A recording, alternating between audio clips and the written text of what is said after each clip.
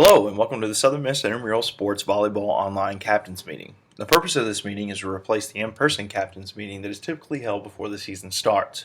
When you finish this presentation, be sure to continue on and take the Captains Quiz in order to complete your team's registration. So what does a captain need to do? Captain should be familiar with all rules, schedules, policies, and procedures, and pass this information along to their team members. That way everybody's informed about what's going on. Captain should also assist the intramural sports staff with the implementation of the sportsmanship policy, a policy that we will go over later in this presentation. Teams are encouraged to arrive at least 15 minutes early to every contest. This allows the teams to warm up and to check out any equipment they might need and to start the game on time. Captains are also the representative for each member of the team. It is encouraged that team captains are the ones to discuss rule interpretations and calls with our student officials. Participants are encouraged to have a physical examination and obtain adequate insurance prior to participation in recreational sports activities. Individuals who participate in recreational sports activities will be doing so at their own risk. Participation in recreational sports is voluntary, and the University of Southern Mississippi is not responsible for any injury that may occur to participants. Student health and accident insurance information may be obtained through Student Health Services at 601-266-5390. Concerning lost or stolen items, Southern Miss Recreational Sports assumes no responsibility for items that may be lost, stolen, or damaged during intramural activities. All students are encouraged to secure their valuables. If you are concerned about the security of your valuables, you may locate the sports supervisor on duty, and he or she will attempt to locate a safe place for your belongings. There's a chance that during the fun and excitement of intramural sports, the recreational sports department may want to photograph and videotape participants and use those photographs and videos for promotional materials. If for some reason you choose not to be photographed or filmed, please notify the staff and we'll delete any of the pictures or videos that we have of you. As you're putting together your championship squad, you probably want to know who can play on it. Currently, all undergraduate and graduate students who are enrolled at the university are eligible to play. Faculty and staff are also eligible to play, granted they have purchased a rec card. Spouses of these eligible participants can also participate through the purchase of a rec card in co-rec leagues only. Spouses must be on the same roster. Here at Intramural Sports, we welcome and encourage all students to play intramurals. Sometimes those students are collegiate athletes. Concerning current or former varsity athletes, only 2 individuals who have ever participated on a collegiate level in a sport related to the intramural activity they are attempting to participate in may be on the same roster. Concerning sport club members, only 2 current sport club members are allowed on the same roster in a sport related to the club that they are a member of. Now, when teams wish to play with a sport club athlete and a varsity athlete on the same team, teams can only have a maximum of 2 members who fall under the current, former varsity athlete or sport club member description. These are new rules to the 2015-2016 academic year. Many students ask, how many intramurals can I play? Well, the answer to that question is, you can play as many intramurals as you want. However, players can only compete for 1 single-sex team and 1 co-rec team per sport. Players may not transfer from one team to another. There are some new changes this year to the ID policy in regards to checking in to an intramural event. Participants who appear on the imleagues.com team roster by noon of the day of their event may check into the intramural activity with any form of government picture ID. Participants who wish to check into the event but do not appear on the imleagues.com team roster must present their Southern Miss ID or rec card. So where does volleyball take place? All volleyball games will be played on the gym courts of the Payne Center. Teams will consist of a maximum of 6 players. A minimum of 4 players are required to start the game. Teams shall designate a team captain or representative to communicate with the intramural staff. A team includes players, spectators, and coaches. It is the responsibility of the team captain to ensure that all teammates behave in a sportsmanlike manner. Many participants ask, do I need to bring any equipment? The answer is no. Intramural sports will provide all equipment needed to play volleyball. However, players are required to wear athletic clothing. Here are some examples of legal and illegal clothing while playing volleyball. Exposed jewelry of any kind is not to be worn during the game. Below are examples of items that intramural participants will not be allowed to wear during intramural activities. If you have a medical alert bracelet or medical alert necklace, please notify the intramural supervisor on staff, and we will work with you to secure that item to either your wrist or to secure it to your chest. How long do games typically last? Games are played the best 2 out of 3 sets. Sets 1 and 2 will be played to 25 points with a cap of 30. If necessary, set 3 will be played to 15 points with a cap of 20. All sets are won by 2 points unless the team reaches the cap. Matches typically last around 45 minutes. What happens during the game? A rally scoring system will be used. Teams will be allowed one 30-second timeout per set. Teams will switch sides after set 1 and after 7 points in set 3. A regulation size volleyball court will be used for all matches. Concerning playable overhead obstructions, a ball that contacts the ceiling or overhead obstruction above a playable area will remain in play provided that it is on the side of the net that is occupied by the team that last played the ball, or the ball is legally played next by the same team. Here's some rules and regulations when it comes to serving.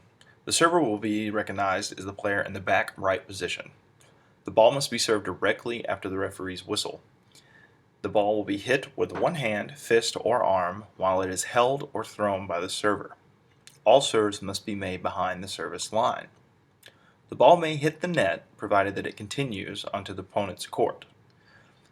There is no penalty for a blank spot in the serving order. If a team has less than 6 players, then we just rotate as if it is normal. Contacting the ball.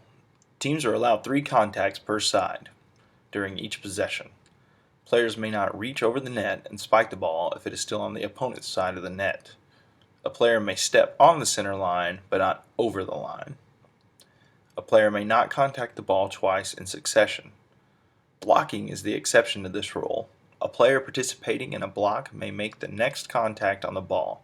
This will count as a first hit for the 3 allowed for that team.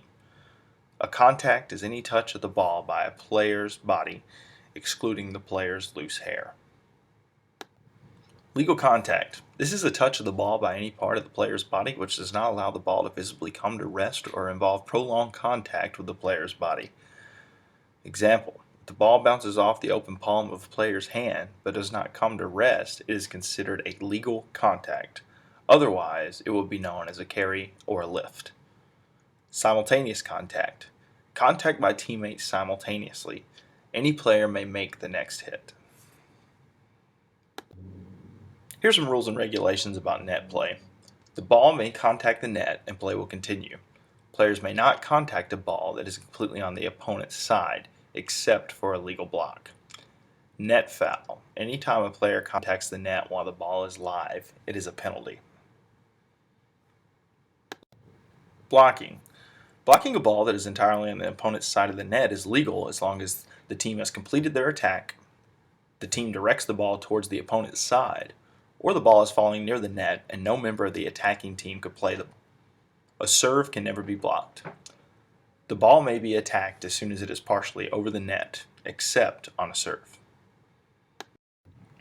Happen to be on a co-rec team? If the answer is yes, then there are some special rules that you need to know for co-rec leagues. Each team will consist of 6 players on the court. A minimum of 4 players are required to start the game. Teams are allowed to have a maximum of 3 players of each sex and are required a minimum of 1 player of each sex. Any combination of males and females within these guidelines is allowed. As far as positioning goes, men and women must alternate positions. Therefore, they must also alternate serving, except when a team is playing with an unequal gender ratio. When the ball is contacted more than once by a team, it must be contacted by a member of each gender. This is possibly the most important rule in our co-rec leagues. There are unlimited substitutions as long as one player does not occupy more than one position in the service order during a single game. Substitutions can only be made for the upcoming server. All substitutions must be male for male and female for female. If for some reason a team wishes to protest rule interpretation or player eligibility, here are some guidelines that team should be aware of. Individuals who wish to protest must do so at the time of the incident in question. Judgment calls are not subject to protest. The protesting team must notify the site supervisor to suspend play. The supervisor will then document the contest facts and file a report. Signed protest forms must be submitted to the Wellness Center the day following the contest in question. Southern Miss Intramurals reserves the right to investigate the eligibility of teams and players. These investigations may result in suspension, forfeiture, and probation. In order to keep games starting on time, Southern Miss Intramural Sports adopts a policy that game time is forfeit time. If teams know that they cannot make their scheduled match time, there are two options that team has. One is to forfeit, and the other is to default. Teams that fail to have the required number of players present at the game site at the designated game time must forfeit the match. A forfeit results in a loss for the team, a sportsmanship rating of 2.0, a suspension of the team captain, and a fee of $15 assessed to that team captain. Once this fee is paid to the Pain Center sales desk, the forfeiting team's captain's suspension will be lifted. The better of these two options is to default. If a team informs the intramural office that they cannot make their scheduled game by noon the day of their game, or even further in advance, the game will be defaulted and result in a loss for the defaulting team and a sportsmanship rating of 3.0. There are no fees associated with defaulting a game. Here is the sportsmanship scale for intramural sports. After each game, the officials and site supervisor will come together and determine the sportsmanship upon the behavior of that team during the game. Keep in mind, a team includes players, coaches, and fans. Examples of factors that could affect a team's sportsmanship rating may include team or player dissent towards an official, unsportsmanlike conduct penalties or technical fouls, abusive language, excessive celebration, unruly fans, and so on. Teams must maintain a sportsmanship of 3.0 to be eligible for playoff competition. League information. Schedules and brackets will be posted to imleagues.com/USM. You can find these easily on your team page. Game times are based on the division you register for. For example, Mondays at 10 p.m. This means that you will play every Monday at 10 p.m. Be sure to check your email for updates. This will often be our primary source of communication between us and you. If you have any questions, please feel free to contact us. You can contact Sean Clark, Assistant Director of Intramurals and Club Sports, or David Calhoun, Graduate Assistant of Intramural and Club Sports. You can reach us at 601-266-5520, intramurals@usm.edu, or you can message us directly at imleagues.com. So what's next? By continuing on and completing the Captain's Quiz, you are now verifying that you have completed the online Captain's Meeting video and are aware of all rules, policies, and procedures related to volleyball. If you have any questions, please contact the intramural office through the information provided in the previous slide.